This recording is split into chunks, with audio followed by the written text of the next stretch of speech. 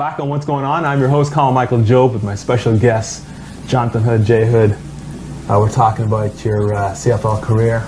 Yes, sir. And you were telling me about your collegiate career as well. Just before we go further, I know you've been talking about your camps and all the stuff that you're into. A lot of really interesting things. When did you realize you wanted to play pro ball for a living?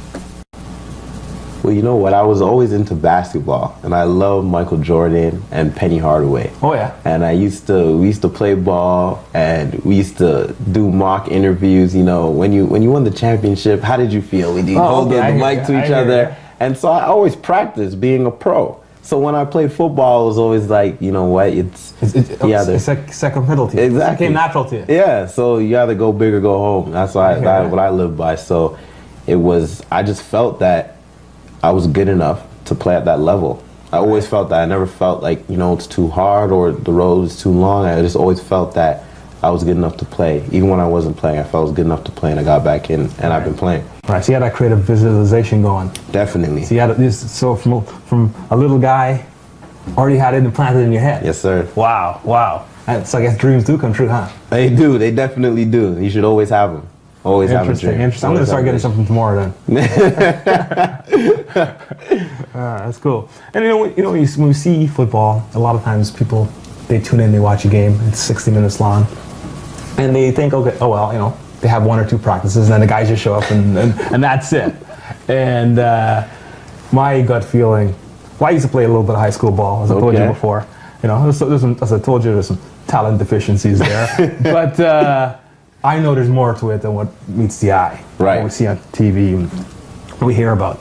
And can you elaborate on what it's like? What's it like being a pro ball? All right, I'll tell you this. The game is the easiest part of the week, because practice is tough. Practice is what you get paid to. That's what we say. We get paid to practice. When it's game time, it's game time. That's when you get to have fun. You're on. Right? But practice time is when you're under constant scrutiny. Everything that you do is filmed. You're always being critiqued, and and everyone's hard on you because they want to make you the best for that Friday night game or that Saturday afternoon game or that Sunday afternoon game, right? So it's all work during the week. It's not all glamour and glitz. No, it's not all glamour and glitz, and the speed and intensity at which we practice at, it puts a huge load on your body. It takes a huge toll on your body, and coupled with the mental aspect of studying film, knowing your opponent, knowing your own plays, and understanding the game and getting better and understanding the philosophies behind the new defenses and the new offenses and calls, it's load. It's very taxing. Right. And it's not just you're there from 8 till 1:30. It's a whole, you're there the whole day. You do what you got to do because you want to be the best. You want to win a championship, right? So if that's your passion, nothing will stop you. Yeah. And I guess it must be tough too. The emotional side of the game as well, when you see your buddies getting cut and stuff like that, because that's a big part of it as well, because the turnover rate's pretty high. Yeah, it is. And guys come in and out all the time, and you make friends, then you lose friends, and you have absolutely no control over that. You just do the best that you can, and at that level, everyone can play. It's just, are you the right fit for the team at that time, right? And It's tough. It's really tough sometimes because you make a lot of close friends, especially at training camp.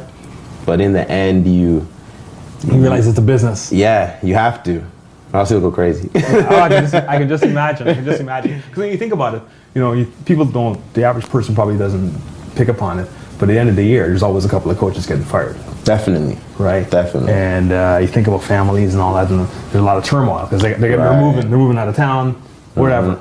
And some guys are moving on to other careers. Yep.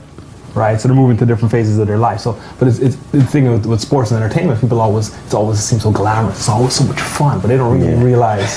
I mean, it's like doing the show. It's not all glamour. Oh right? no, we're here. We're laughing, we're having some fun. But they don't know. They don't see blood, sweat, and tears, man. Blood, sweat, and tears. Sure, I feel for you, bro. Thanks, I appreciate that. I appreciate that, man. But it's it's hard work, but it's also fun as well. Yeah, definitely. Good. So you're telling me, you got some camps going as well, and do some motivational speaking. Yes, sir. And let's touch on that. But you know what? Let's go back for a split second. When you talked about looking at film and all that kind of stuff, all the work that comes beneath it. Has any of that, can you translate some of that into real life as well? Into real life? Yeah, because like can you translate what you learn in sports into real life? Because I played sports in high school, and I learned a lot from it. People always look, it's just a sport. But I think, you learn communication, you learn cooperation, right? You learn self-confidence, self-discipline, teamwork.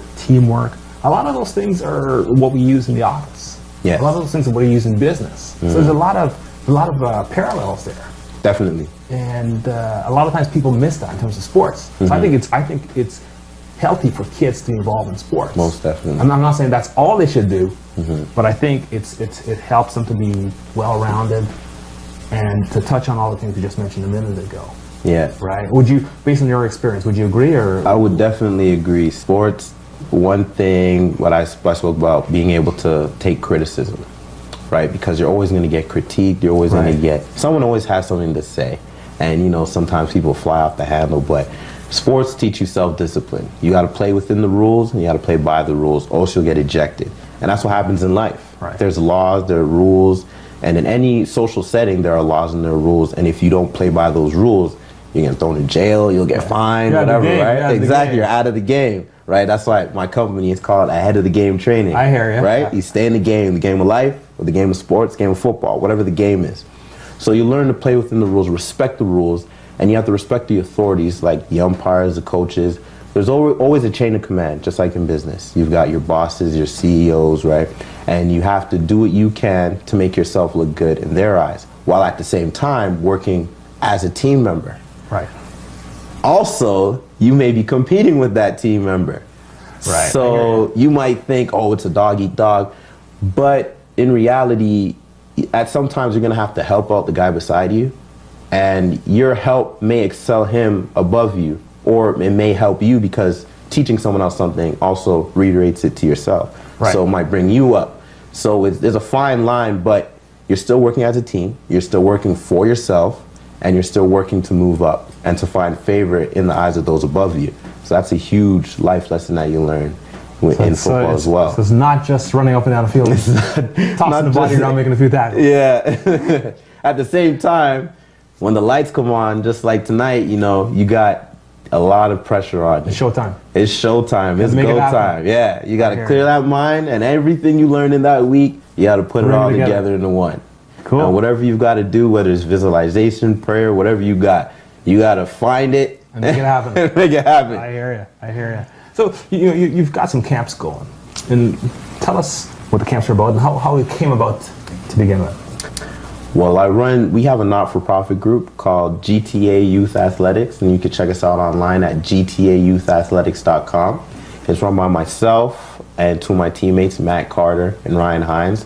We all are from the GTA area. Oh, okay. And what we found that growing up, the main difference between Canadian and American players, trained players, like if you've been to an American school, is technique. Like these kids in the States start when they're really young. And they just play, and things are drilled into them over and over and over and over again. And when we were growing up, we weren't given an opportunity to go to a camp where these skills could be drilled into us. So we wanted to give kids that opportunity, and at the same time, we wanted to give to them and build them. So our motto is building better leaders through sport. So we use football, we teach them fundamental skills, and then we tie in an aspect of leadership within it. So some life skills there. Definitely. Cool. So it's different things. We have teamwork, leadership, accountability, and we grow them as young men into men. We help grow them into men. How young do they start off? Our youngest camper is 10 years old.